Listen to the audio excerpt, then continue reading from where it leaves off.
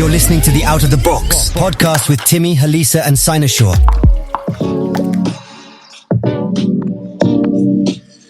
Okay, yeah. Hi everyone. Thanks for joining in this episode. This is a special episode. Decided to bring this one to Twitter. This is a special episode of the Out of the Box podcast where we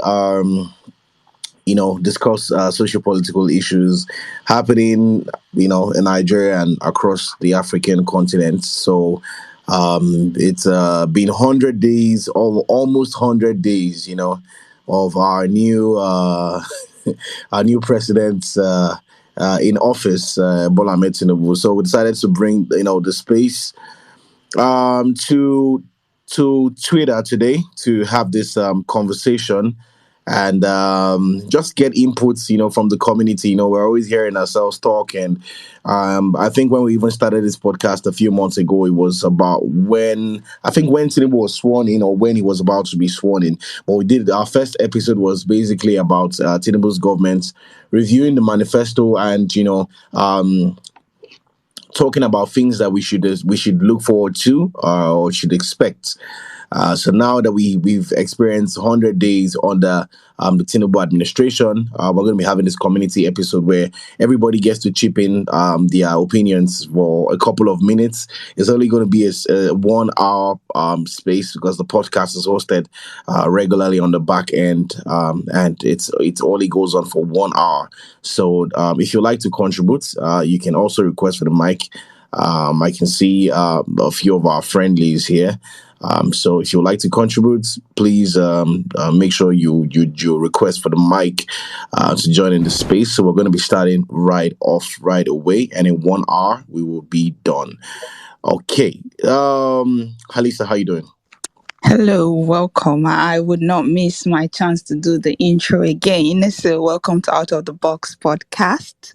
And we're your humble host. And today we're about to talk about, we want to talk about what's going on in Nigeria, basically just evaluating what has happened in the new administration since we're clocking 100 days. And thought it would be nice to hear from every other person, not just us. And we do this normally. So it's something we normally do. It's not a new event, but I think that a new audience should, hear all these brilliant minds. So it's nice for us to do this. So, come up and speak. Let's talk about this. What is the scorecard? In fact, go ahead, place a score, if you have to do that, percentage, over 10, whatever you want to do, feel free to do that on this episode today.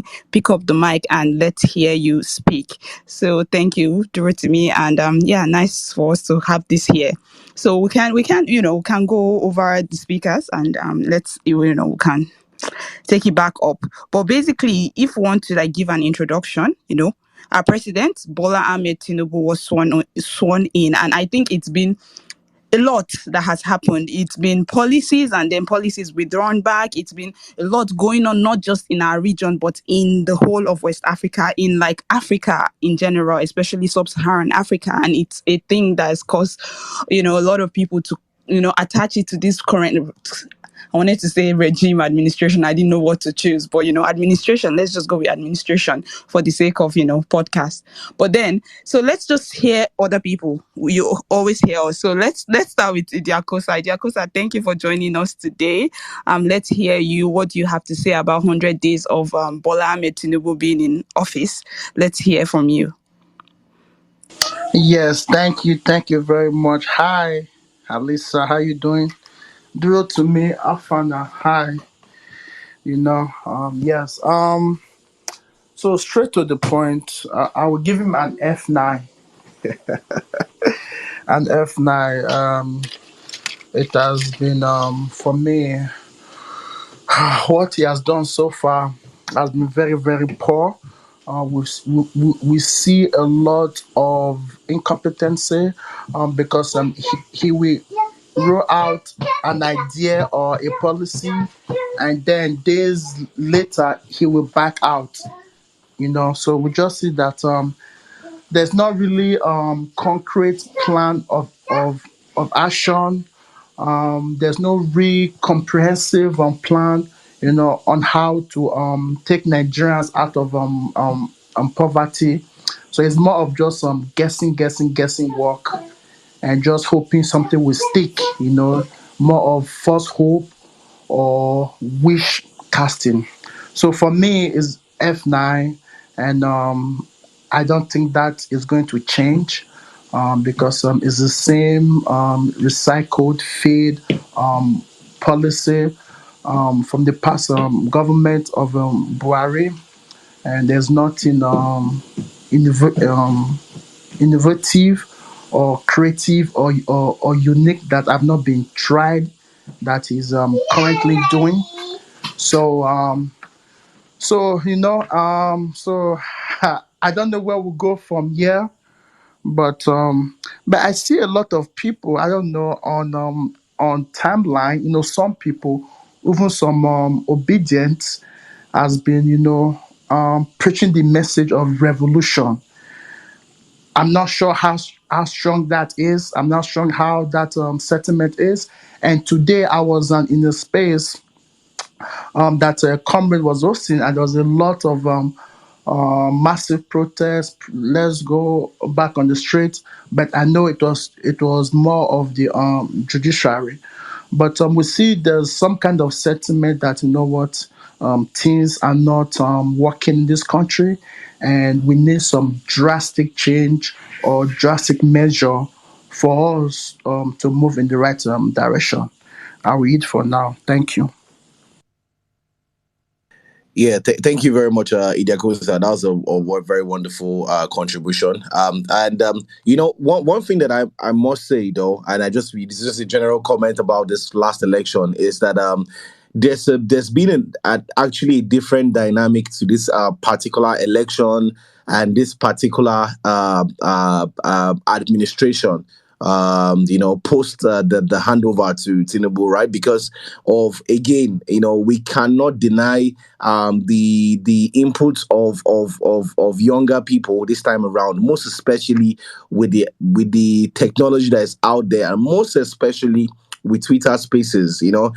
Sometimes we get tired of it. Sometimes I do get tired of it, but the fact that people have endless, continuous conversation about what's going on in government, it has actually introduced a new dynamic to politics in Nigeria, and the people in the diaspora, for the first time can in real time, contribute to what is going on in Nigeria, contribute their takes. People in Nigeria can also in real time, talk about what's going on in Nigeria. People all across Africa in real time can talk about what's going on in their various countries, and it's not filtered. It's not. It doesn't have to run through any editor or or any publisher to say, okay, this is what you're going to put in, or this is what you're going to, this is what you're. So regardless of who is publishing the news, the news, the stories, whether it's pro government, or regardless of who is speaking, whether the person is for the government or or against the government, we have this real time kind of effect, and it kind of makes this administration a little bit more. I don't want to say interesting, but it kind of adds a little bit more pressure, into the whole the much needed pressure, into the whole dynamics of politicking and governance, but really, I just want to contribute before we'll hand over to Nick and any other person that may want to speak. If we're going to be talking about Tinubu's 100 days in office, I think of some of the most important things that people would have. The first thing that everybody always looks out for when any new president is sworn in are the ministers. Who are the ministers that were are chosen to serve in the cabinet of this administration? Are they the same, old people, or are they the much needed or the much what's the word to even use? The technocrats. People always say, put technocrats, or are they young people, right? Because one thing that we must say is, there have been a little bit of input of young people in Tinubu's administration. I must say that, that there's been a little bit of input. Now, we can now debate as to if those young people mean anything different or not, but we must also say that. So I would like us to speak, bordering around the ministers that have been, sworn in. Is there any, the topic of this podcast was meant to be 100 days with Bats, renewed hope, how far, but I think due to the space, the title of this Twitter space, we're not able to put that in, right? So I think I'll hand it over to Nick because we just want to hear from like the community today. With the ministers that have been selected, what do you think is there any renewed hope to you with the kind of ministers that have been chosen to serve on the cabinet of Tinubu? Nick, are you there? Go ahead. Yes, hello everyone. Good day and good morning. First of all, I have a question to the host. Why haven't I been on this show? Out the box, this is typically me. Why haven't I been on this show? This is kind of, I'm upset because I should be an honored guest on the podcast. I had no idea. So this is pretty much, I'm upset. So I don't know, something has to be done. But anyway, good faith. So 100 days. I think to talk about 100 days, the Nigerian situation is quite unique in a way that is disturbingly unique. Is that to actually be able to measure 100 days, someone has to have a coherent, comprehensive plan. They present it on the day they elected office or have a policy agenda. Like, again, I feel like there's a confusion about a policy plan. A policy plan isn't just a project you're going to accomplish. The policy plan actually tells me how you will tackle actually the fundamental problems of Nigeria and how, because again, this is a policy work. It's not just optics. It's like, because researchers, reporters, people will be measuring this quarter by quarter to see how you're achieving. This is how we measure whether a country is going up. Because again, in 100 days, what you're looking to see the direction upwards. What are they doing things that would actually deal with actual problems of Nigeria? Okay. We talk about what are actual problems of Nigeria. To me, there's one. Nigeria is going at a massive rate. I think only Pakistan is going as big as Nigeria. Nigeria is growing at 2.5 annually. That's a lot of people. And the problem is like it's regressing, it's growing poor. So anyone has to come in, and many of the things why it's growing poor, one, critical infrastructure is abysmal for a country this huge with 223 million people. Very critical infrastructure are dismally missing. Two, and with that means that when you don't have critical infrastructure, you cannot have people investing. Government has to invest in every single thing, right? That's what that means. You don't have private sector. And the reason why investors are shying away is because the regulatory environment is shaky, and this is polite. Because the rule of law is not even there's not even a resemblance of it. Institutions are not independent. To say they are not independent are just polite. They're also non-existent. So when administration comes in, what the plan is, you have to tell me exactly how you are going to tackle the fundamental problems of the country, not just optical problems about reduce. Because when we talk about insecurity, there's things that are driving it. When we talk about economic regression, there's things that are driving it. And when you drill down on those things, the fundamental problem have been what? Lack of institutions, rule of law is in sacrosanct. Institutions is overlapping of jurisdictions. The CBN is involved in project development. Every department is. You have two ministries that are doing exactly the same thing. You have army doing the job of the police.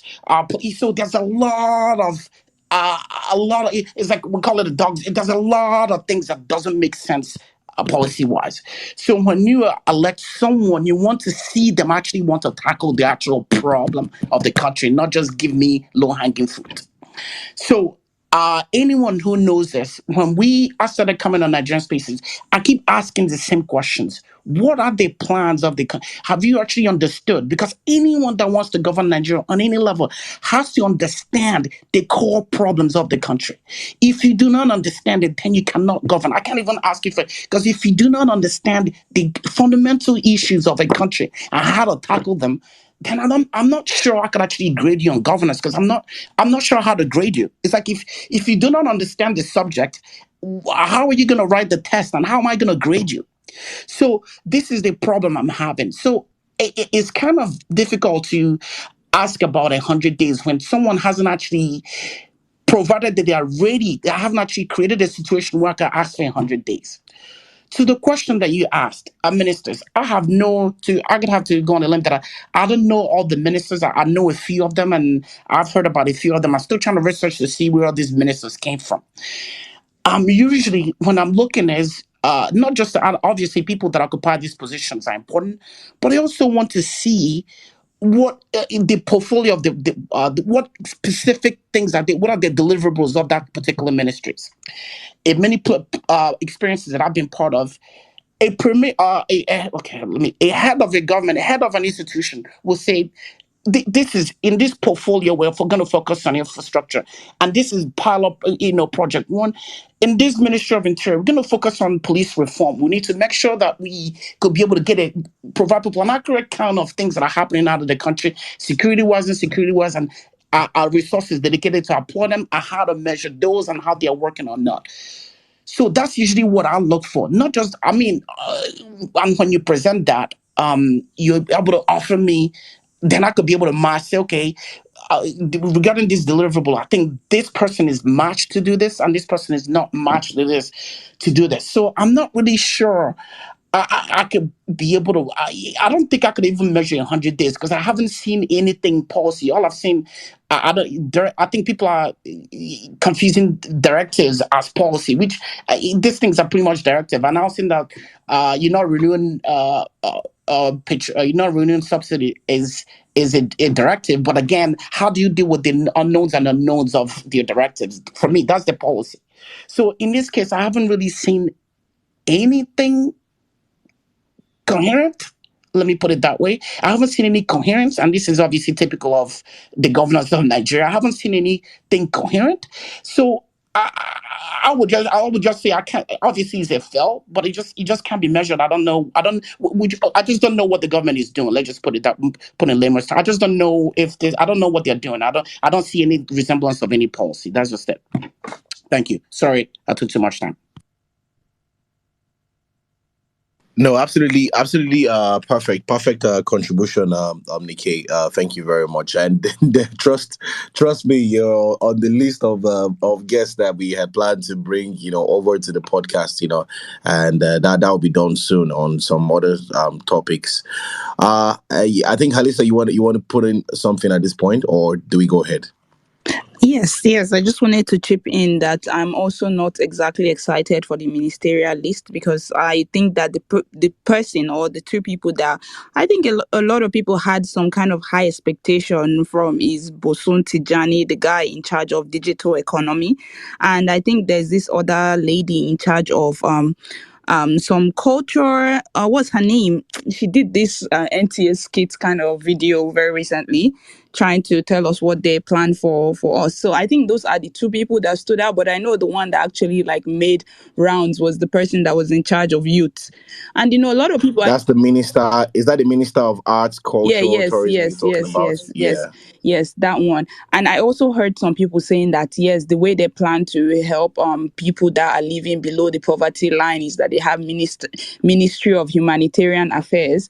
And I'm just looking at all of these ministries. I'm like, wow, this is really so vague. What does Ministry of Humanitarian Affairs, look like, or what are they supposed to do, to remove people out of poverty?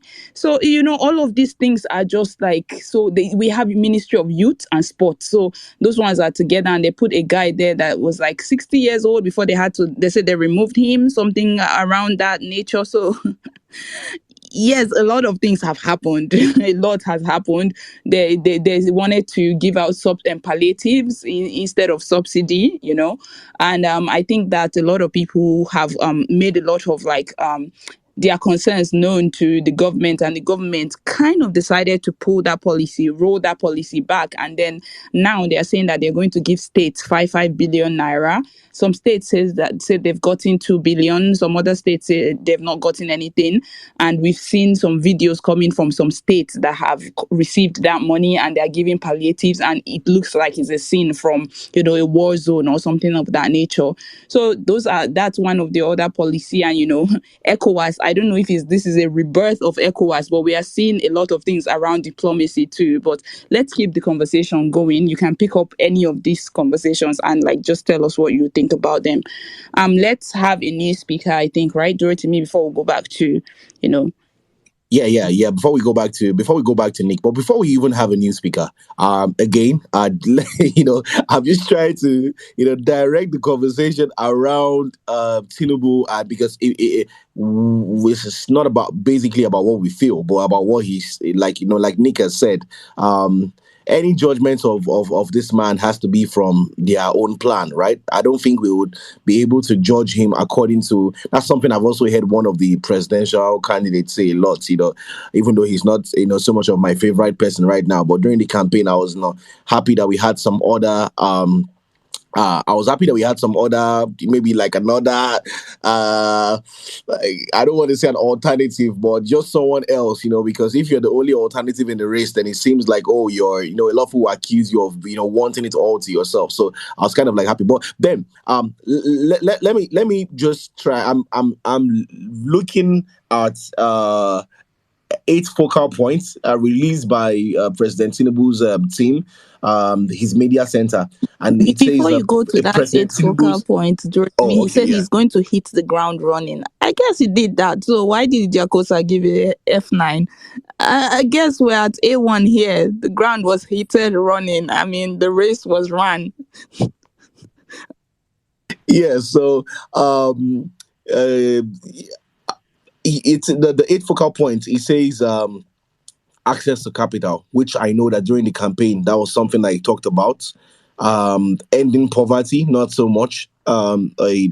Improving security, rule of law, level playing field for individuals and organizations, fighting corruption, economic growth and job creation, food security. So I'm just going to, for me, before we hand over the mic to Sadan, these are 3 things that were talked about.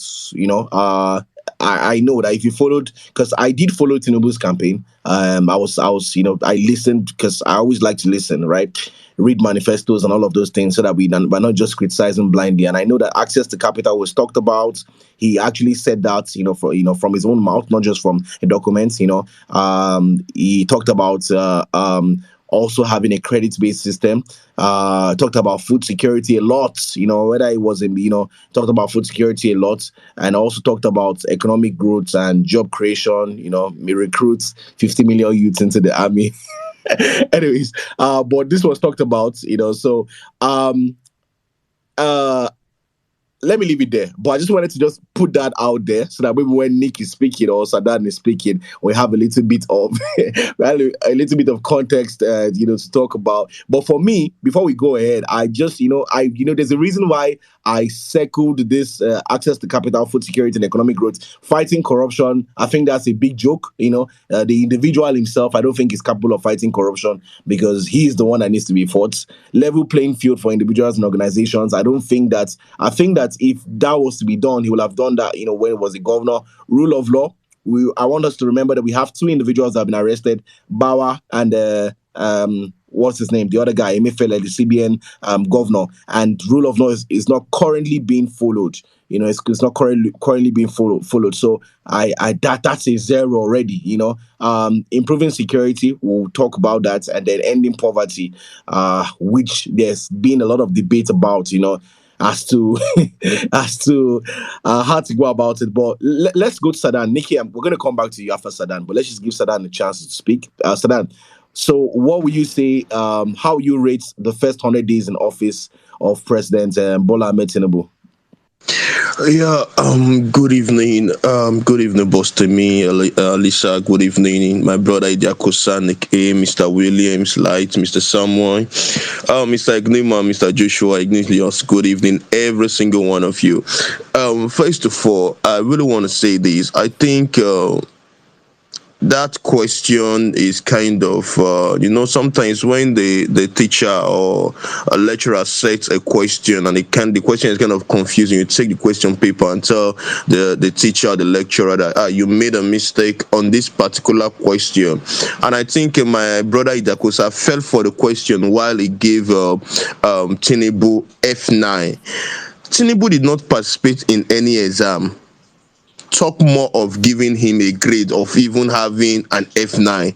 Tinubu did not even enter the class for an exam, because what I have to say concerning you talked about the 8-point agenda currently, and there is no place where power is as of necessity to this present government.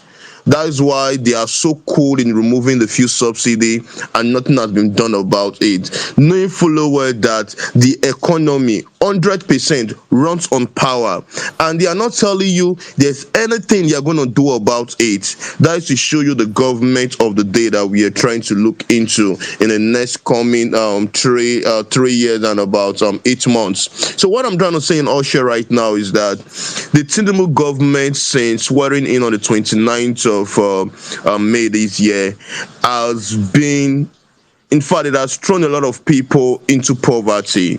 We have a statistics of about 133 million people in poverty, or in multi-dimension poverty, before this present administration. There's no stats right now, but I can comfortably tell you authoritatively that we have over 150 million Nigerians in multi-dimension poverty as it speaks right now. I don't need stars to come to tell me this is how it is, because young entrepreneurs are already shutting down businesses. Those who are working earlier are already losing their jobs because their employers can no longer pay them salaries.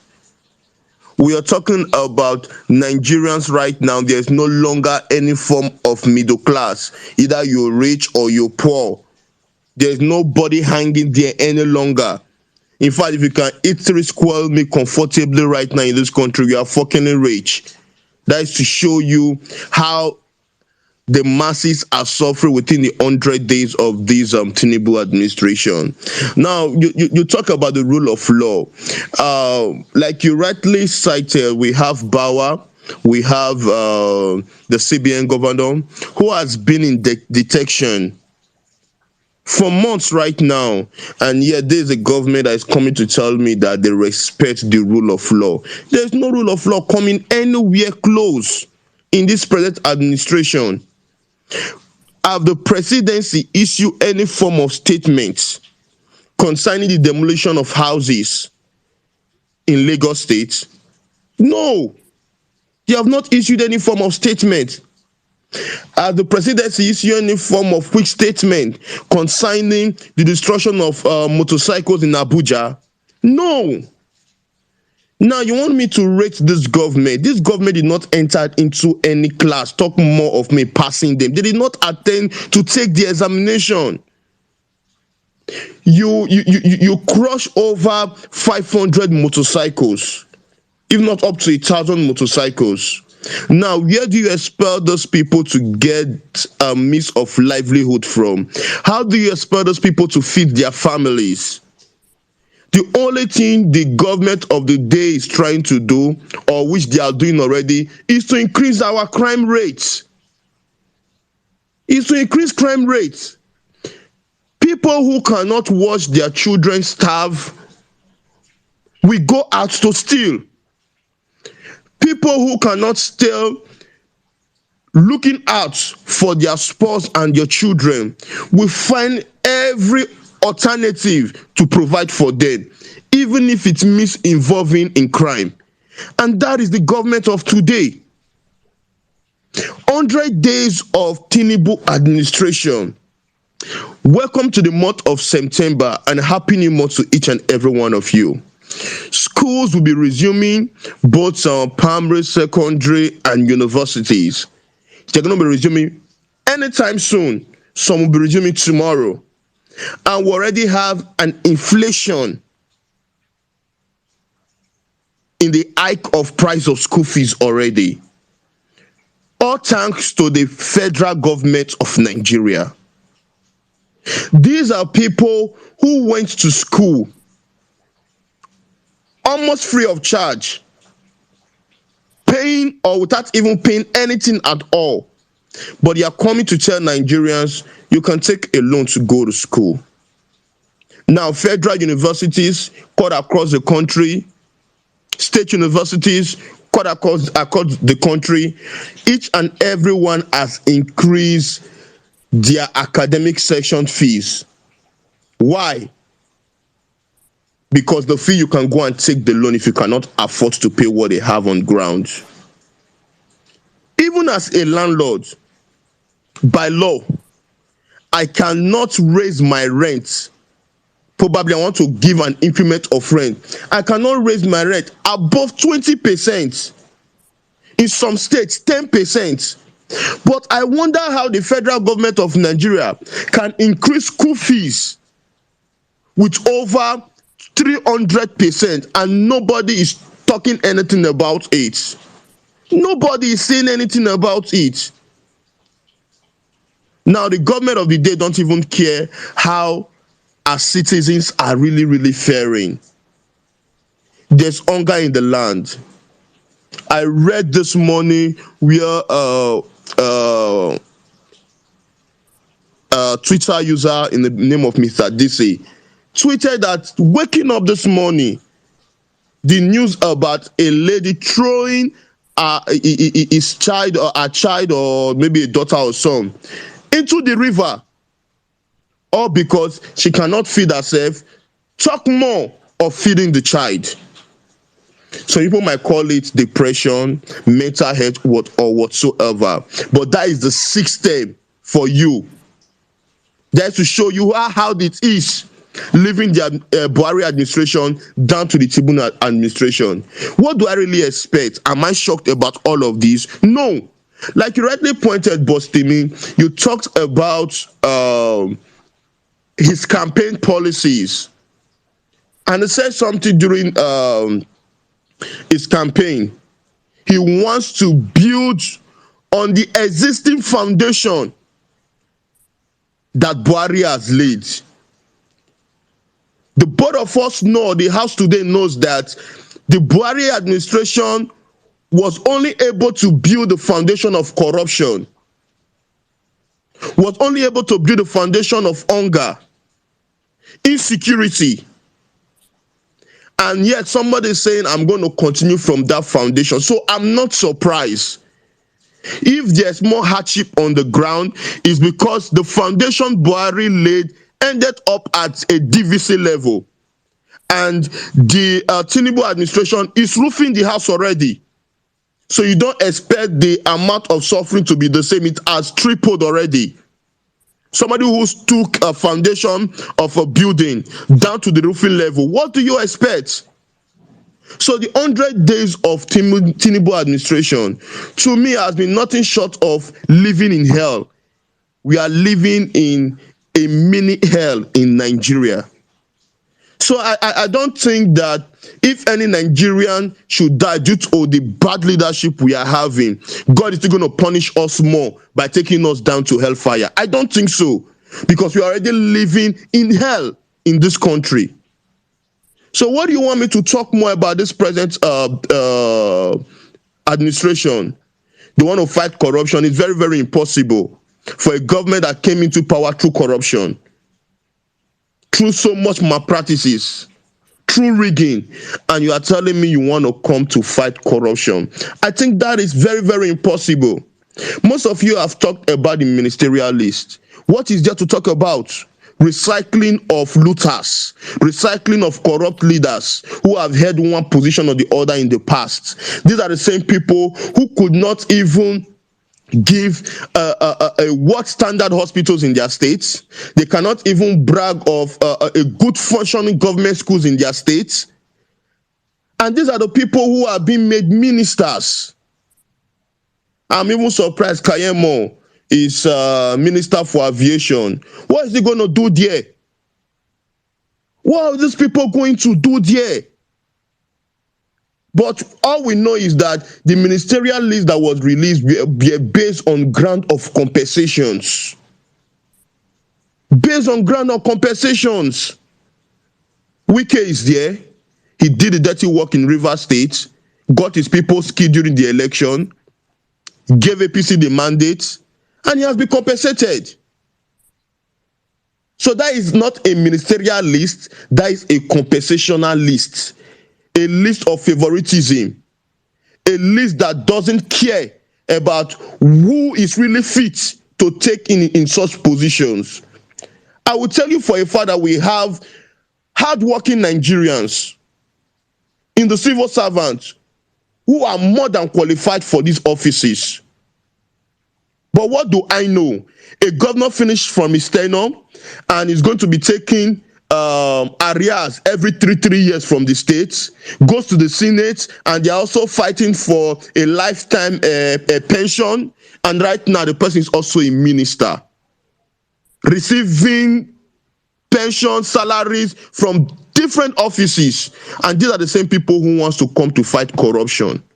You are sharing 500 billion for 12 million Nigerians, but you can share 70 billion for 469 House of Rep and Senate members, and yet you want to fight corruption. So what I'm trying to say is that the 100 days of Tinubu will be worse, or the legacy of Tinubu, even after the 100 days, will be worse than what we experienced in Buhari's regime for 8 years. Because like I always tell you, Boss Timmy, we are living in a country of retrogression, whereby we always praise the previous administration. I've seen people already tweeting, saying it seems that as if Buhari government is better. Jonathan government is better. Why? Because we always get it wrong when it comes to electing a leader at the apex seat to control things, to control the affair of this nation. So all I have to say right now is for every one of us to fasten our seatbelt, because we still have 3 years, 9 months, and some days to go before we can think of coming together again to form a coalition for 2027. Those who have here, let them hear. I'm off to Mayumash. Thank you, my brother. Thank you very much, Sudan. That was a great contribution. But that 3 years, 10 months, don't let some people hear you. Don't let some people hear you. If they hear you, they will come for you. It stinks. So, but thank you very much for that passionate contribution. And then you did touch a whole lot of stuff that has happened in the past 3 months, or about 3 months plus now.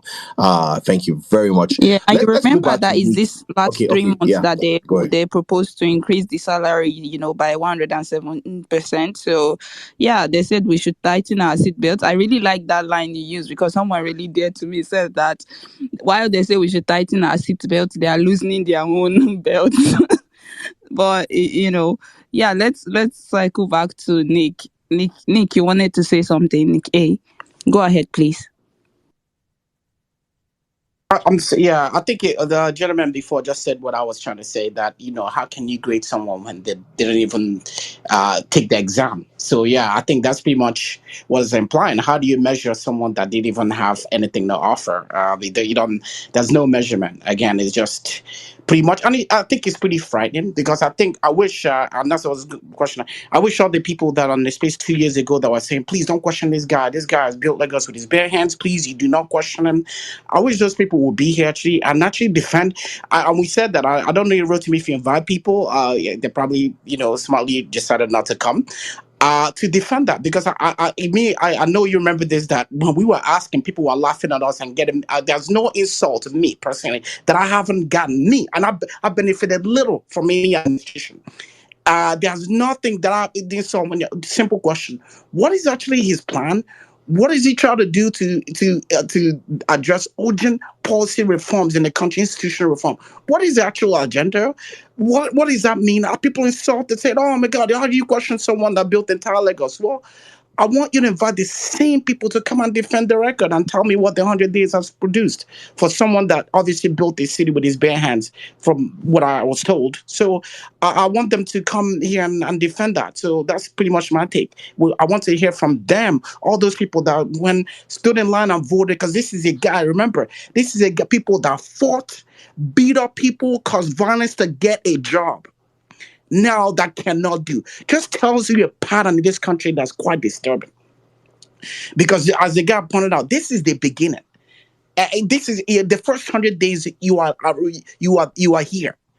Imagine what a year would be like if you were to if you were going to trace that trajectory. So I think I don't know. I don't, like I said, I don't think you can measure anything. As the gentleman pointed out, there's no grade. You can't grade something that isn't even gradable. I digress. Yeah. Thank you very much, Nick, for that contribution again. I think you can't grade something that's not gradable, but we have a lot of people like on social media that are saying, "Oh, this guy has done an absolute great job. He's doing well.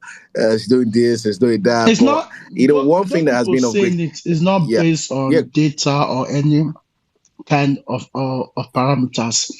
If you want to look at what has happened in the past 100 days, we see that in the inflation rate have actually increased.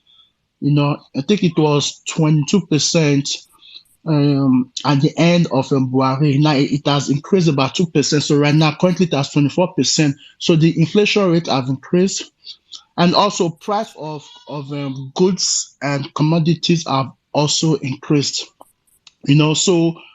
So those people say, how, I really don't understand. Maybe they are living in an alternative reality, because based on what is on ground, you know, is But what about the unemployment rate, unemployment. bro? It reduced God, I drastically. beg, not make me laugh.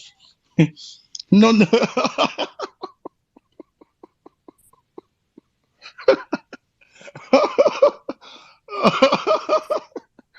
Oh God, Oh, that laugh is actually wicked.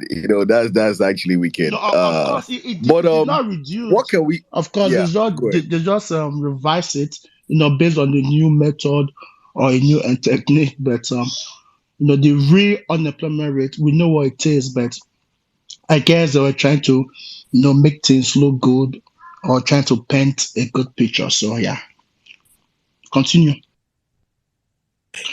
Okay, so what can we say?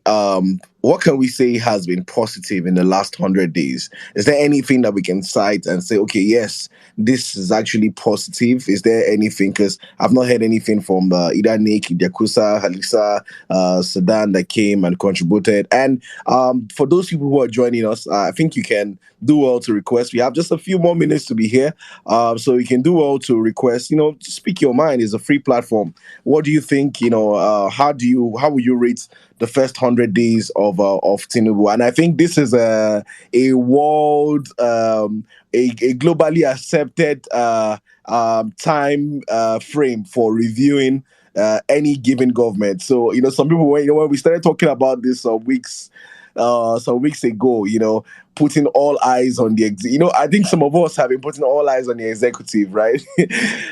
So people have been saying, "Oh, you guys give them time, give them time, give them time." They just came into power, so I think this is a globally accepted time frame for reviewing any government anywhere in the world. 100 days, there will always be a review, and you will always get ratings after 100 days. I think Halisa wanted to contribute something. So, but the question was, what is positive? What can we say that these people have done, that's positive in the last 100 days? And then I have another question for Nick. But Halisa, go ahead. Personally, I don't think that anything has been positive, because for me, I try to simplify a lot of things so that we don't go on this tangent of trying to, prove to ourselves that we understand economics.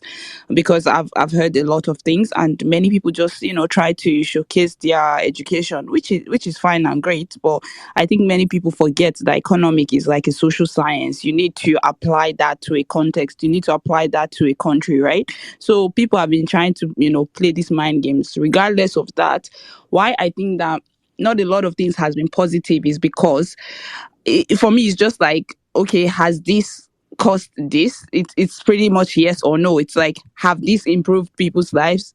No. You know, Diakosa just mentioned inflation rates. Now people are buying, tomatoes, yam. I know we don't like to, sometimes we don't want to talk about these little things. Bread, a lot more expensive than they used to buy before. And, little by little, like people cut down on vegetables, people begin to cut down on things like this. And these things affect people. Like people start feeding their children less, less balanced meals. And I think that a lot of things have just happened. Many people have not been able to go to work because of fuel subsidy removal. People, instead of going to work like 5 days a week, they are now going to work like 2 days a week. And Nigeria, this remote working is not something we've really incorporated into businesses and all of that, because electricity, because of computer, should I say, literacy and all of that. People need to go to the office, and some people have to go to the office before they can even get some kind of money. So people have really been stranded, and it seems like money is not supposed to move in the economy, because people, it's just logic, right? People go out, spend money, the economy keeps moving. And now when people are going to work like only twice a week, that's a problem. People were doing that for like 2 months. Some people are still doing that right now. So it's a big problem. Like a lot of policies have not just brought good results. So for me, is this policy, what did it bring out? Positive or negative? If it's negative, net negative, and we are here. But I've heard a lot of people trying to put positivity to it when they try to say things like he has made a lot of decisions that many people have not been able to make, since 1999, kind of trying to allude to the fact, in quotes, that he's a powerful leader, in the sense that nobody wanted to remove this fuel subsidy, but he removed it. Wow, such a powerful leader. It's interesting the way our minds, the psyche of some people. Some people said that, yeah, we're suffering now, but in 5 years' time, we'll not suffer anymore, like we haven't been suffering for 60 years or for a very long time. So that's just that. I've heard a lot, anyways. I've heard a lot recently that. But you've not suffered the way that you should suffer. Like you've not suffered the actual suffering. The suffering you've been suffering before has just been like, now you need to suffer. So when you suffer very well now, you will now get that enjoyment. And one thing I wanted to add again was like, I wanted to just talk a little bit about the way he has actually managed this subsidy removal. It's a policy. It's a directive, like Nick has said. Remove fuel subsidy. But a lot of people in Nigeria, especially the youths, I think a lot of people were actually sold the idea that fuel subsidy removal is good, and a lot of people, to be honest, if you ask them, they support it. But the thing is, a lot of people have argued that the way he managed it was actually wrong, and I think that obviously it's a choice, it's democracy, right? These people say their plans and their ideas before the election, and he actually said he was going to remove this is not something that he did out of the blue, and he did, right? But the way that a lot of people have alleged, even though I don't feel like there's any way that you can remove it that people will not suffer, but a lot of people have alleged that the way that he removed it and the way he's managing it is absolutely terrible. And I think I would agree to that fact, and that's one of the things that shows that there was poor planning, and because there's a way that it could have been managed better, if at all you wanted to remove, although people were still going to suffer regardless, but and suffer How can heavily, you right? manage Yeah, corruption? How can you manage corruption? We that's the we problem. need to start facing the facts. How do you manage corruption? I've been trying to understand. When they say, people say buy buses, I'm asking, are they not going to buy to eat the money up in that other area?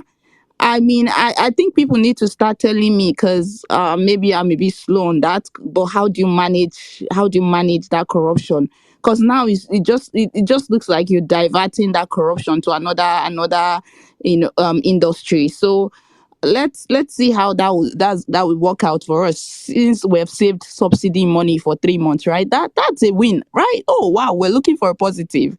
It's a positive thing. We didn't pay subsidy for 3 months, right? So maybe even though we're borrowing to pay for subsidy, and NNPC said they haven't received anything for a long time, but a lot of people have claimed that that's a positive from the administration. So let's see how that works.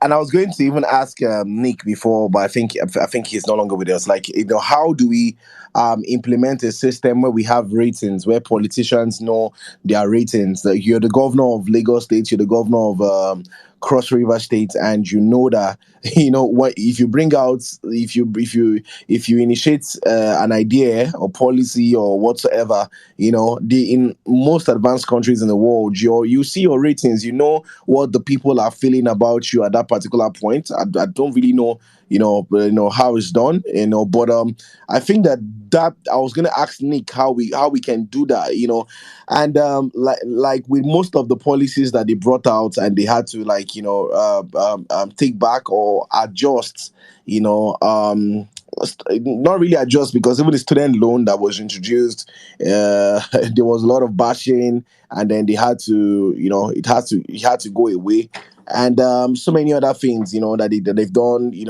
testing the waters and then pulling them back, so Yeah, that's something that we might talk about at a later time. Yeah, the question, go ahead. yeah. Like you said, your question about how do we do ratings to know, how well these politicians are doing. I'll give an example. In the United States, they usually conduct polls like data. They do it. It depends. Like different news media we go out and do a survey on how the American people are feeling, right? And hold on. And you know what's funny? They did that also in Nigeria. They did one, and they put that 62% of Nigerians, at least am I correct with that figure? They put about 62% of Nigerians are happy, are excited with Tinubu's administration. So, when obviously I know that it's from polls and all of those things, but how do we have authentic? How do we have authentic? And when I mean authentic, I'm also saying something that is not also absolutely tilted towards people who are But No, that's anti the even based government. on the Yeah, sorry. Yeah, go yeah. on. that's on the premise of if this person is performing not correctly, you can do something. Let's imagine that somebody is getting minus 5 on that ranking. Do you think they'll care?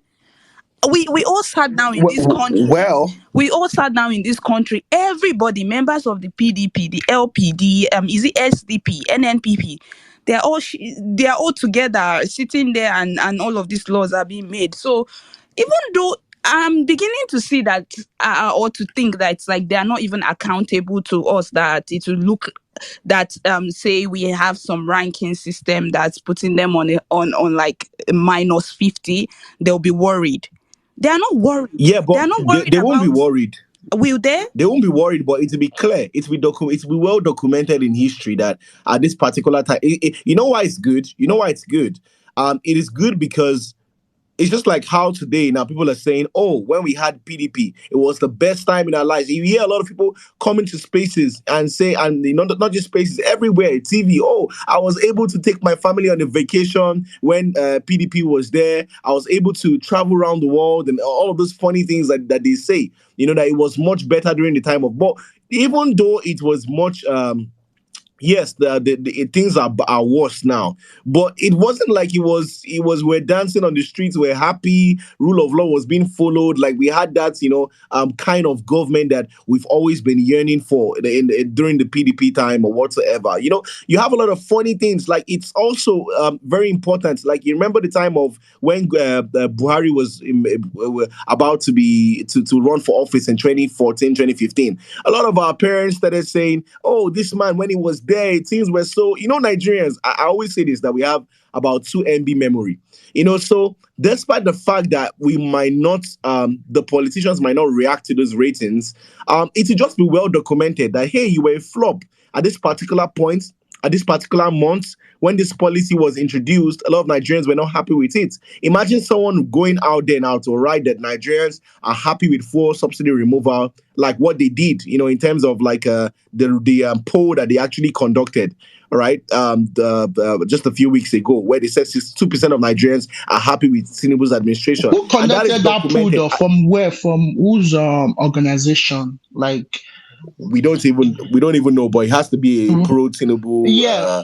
report. As I was saying, it like when they conduct polls, it doesn't come from yes, sometimes we have like pro Biden that will conduct their own poll, but there are a lot of independent organizations that do a survey or conduct polls, right? A lot of them, and they do that every day, monthly or whatnot. So they do it every day. And also there's like every monthly, there's a pool that comes out that says, okay, is America moving in the wrong track or right track? That is being documented for years. So if you want to know how the American people are feeling, you could just use that survey to tell. And currently, you see majority, about 60 to 70% of Americans are still saying that the country is moving in the wrong direction. So, but that poll is independent, is well documented. It doesn't come from pro-government poll. So you can actually use that to gauge the pulse of the American people. I'm not sure if something like that would be, I mean, conducted in Nigeria. I'm not sure. That I mean, that's a good point. I think I've also like seen some like very independent polls. Santi Science is one. I think to a degree it's good, and I think people Sinosha would even stand for like the NBS distinct data too. So that those ones are just general economic like pointers, not really about the politicians or the government or administration itself. Because I think a lot of people are trying to make these things subjective. Like some people will say, oh, 50,000 naira is okay here, it's not okay there. We get it. You can use economic what's it called, modeling to make sure those to like explain those things. But there's a lot of subjectivity to standard of living that I've been seeing recently. People will tell you, no, people are okay. Yes, they don't. Some people will be fine with blah blah blah amount of money. And I think that to a certain level, we should allow room for objectivity. If you cannot feed 3 times a day comfortably, that's a problem. If you cannot go for a medical checkup a year, that should be a problem. It's not that your blood is not strong. I mean, your immune system. There's just so much subjectivity in the matter of how Nigerians live, that I think that Nigerians are trying to just like, well, what can we do about it? But I wanted to say this. I wanted to ask this before we round up. I know we're talking about the Bola Ahmed Tinubu administration, 100 days. But let's not forget that the governors also, we've had a change in a lot of areas too. In governors, we've had change. Now you sound like our APC Exactly. brothers. That's Focus what on I your wanted governor. to say Okay, let's was that, let's talk about our governor. yeah, no, no, not let's talk about our governors. I'm trying to say that, what's it called? Are we is there any room for us to talk about them or how they are influencing his administration? Are they making his administration so hard to run? Or because that's the argument people are giving, that the governors are not doing what they are supposed to do, so the president cannot do anything because he's just a law-abiding citizen. He cannot armstrong them into doing whatever he wants them to do. Yeah, well, interestingly, Wike did an interview of recent where he actually spilled. I think if I was a PR person for them, I wouldn't have put out that information. But this Tinubu people, to be honest, they are in charge.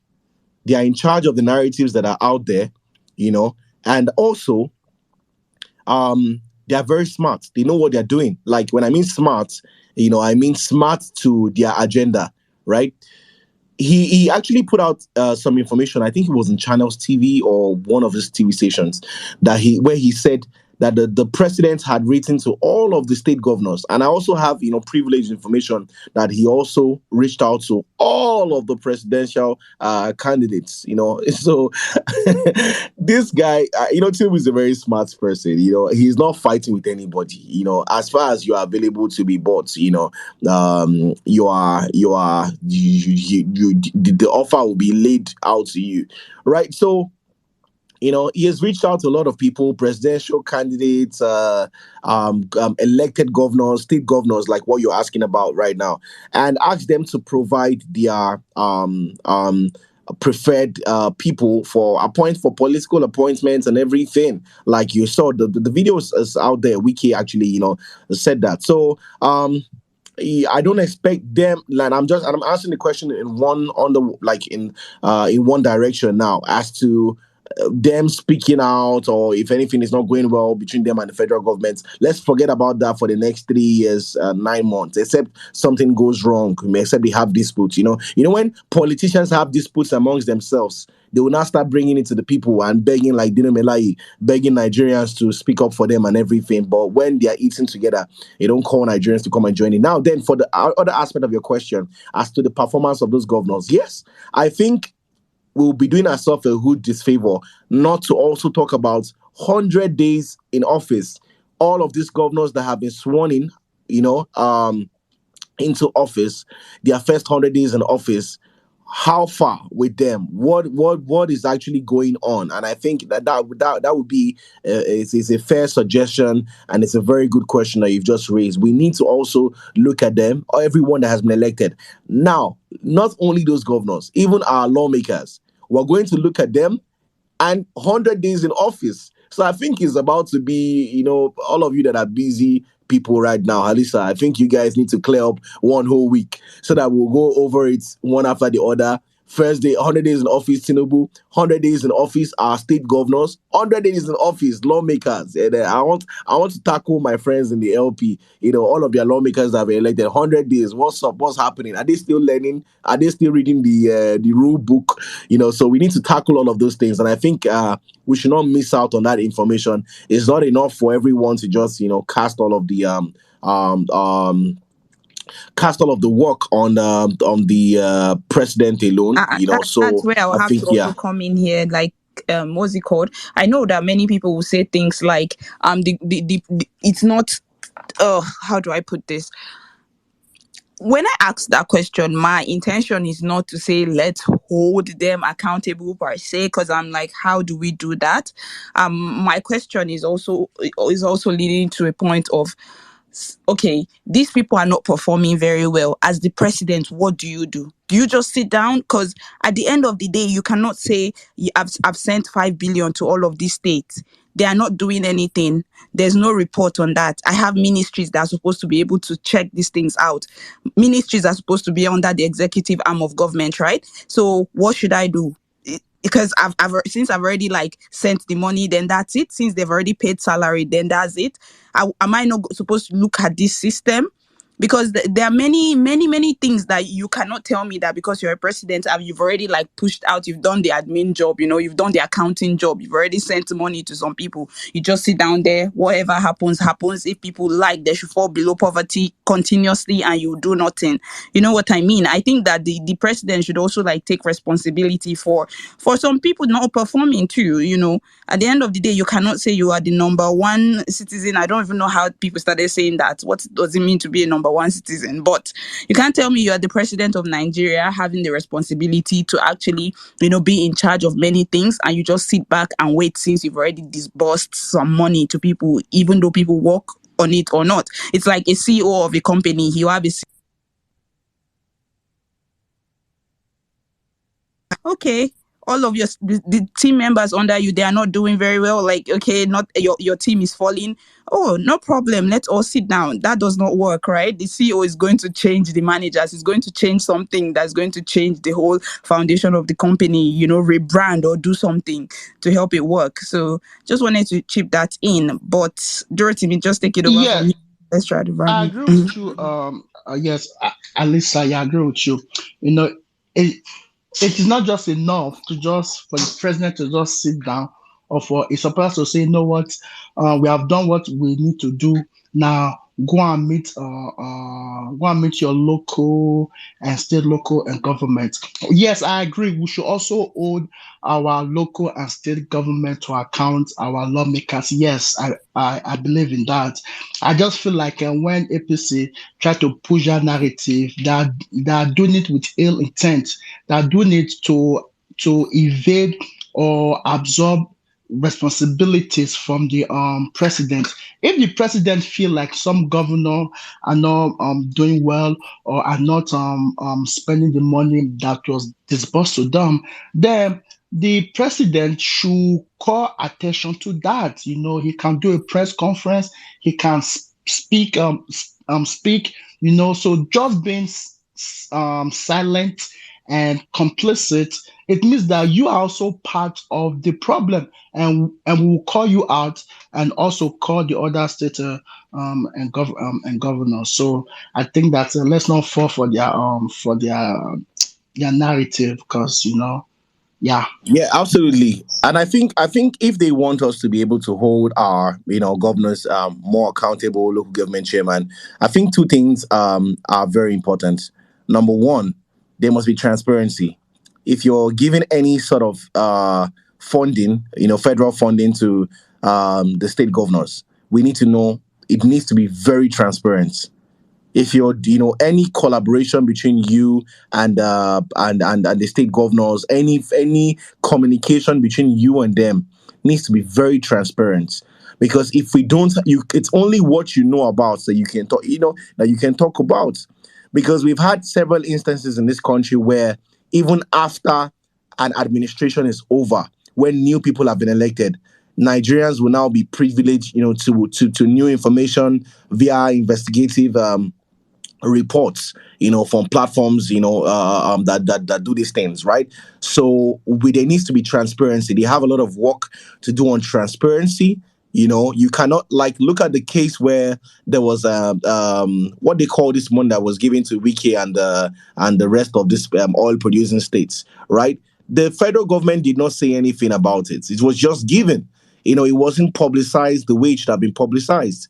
If it had been publicized at the time, it took Wiki revealing that for people to know that people that they had gotten those funds. So if it had been publicized, then Nigerians would have been enabled to be able to hold those governors accountable. Then we also have to look at the rule of law. We have two instances, right? Not even two. I think about two to four instances in the past 1 to 2 weeks where people have tried to hold people in lesser levels of government accountable, and they have been beaten up, arrested, and maligned. We have a very popular case now in the case of Ogun State, where even a councillor, that's someone that is also an elected public office public office holder, or some people said he was appointed by the governor himself. But regardless, he holds a public office in this country, and he tried to hold someone who the governor of the state accountable. And what happened? He's currently, as at the time of recording this podcast, under DSS in DSS custody, arrested, thrown in prison. So we need to. It's not enough to just say people go and hold your local government. How exactly? And that is what people like Nick A, who spoke earlier, and Halisa have always been asking. What is the modus operandi of holding these guys accountable? Is it the same way that what do you mean when you say holding them accountable? Are the police going to be used to hunt people, knowing that even the local government is even closer to home?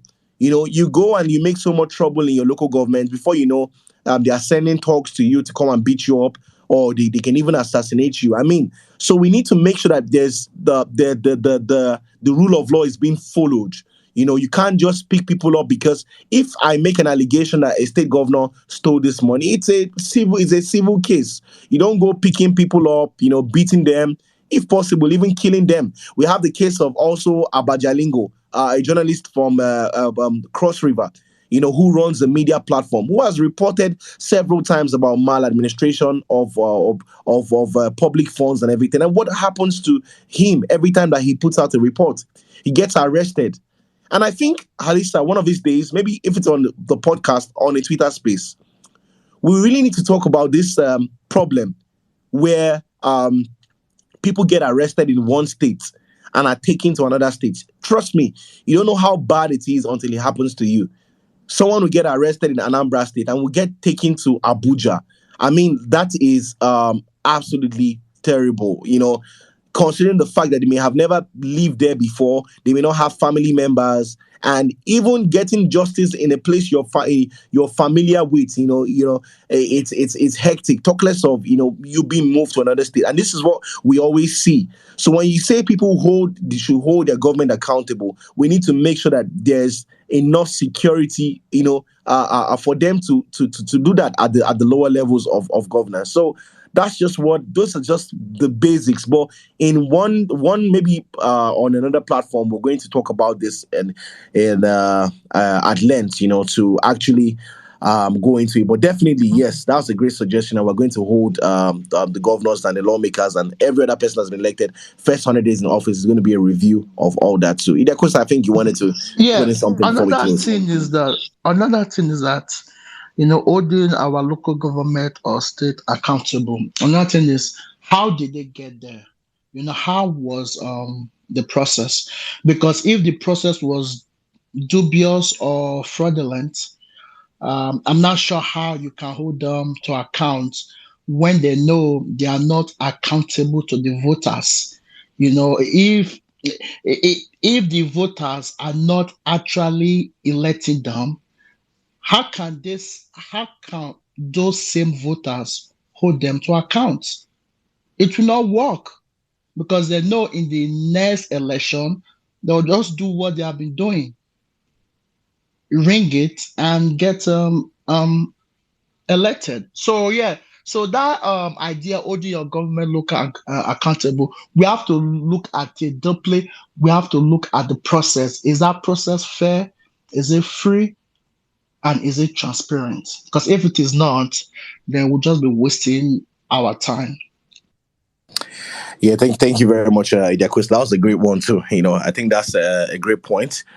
Yeah. So finally, we've come to the end of this episode. I think we're even over time. It was just meant to be for 1 hour, but we'll always do this maybe once a month, where we'll bring the community of the podcast. The podcast is up live on Spotify, Apple Podcasts, Google Podcasts, everywhere that you can find a podcast normally, YouTube, we're everywhere. But once a month we'll bring it open, to the community, people who listen to the podcast, and just, get input from them, and have a wonderful discussion. So thank you very much, everyone, for joining us. Please follow this account, Out of the Box, and we will follow you back. And it's an open community for everyone. It's a community for out of the box thinkers to discuss social political issues in the country. And we are also on other social media platforms. You can follow us, and we'll do well to follow you back. But don't forget to check this episode out on Spotify and other episodes on Spotify and other platforms too.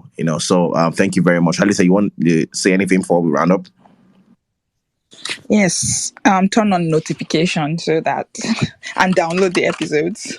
All right, thanks for joining us today. I will see you next time. You're listening to the Out of the Box podcast with Timmy, Halisa, and Sinosure.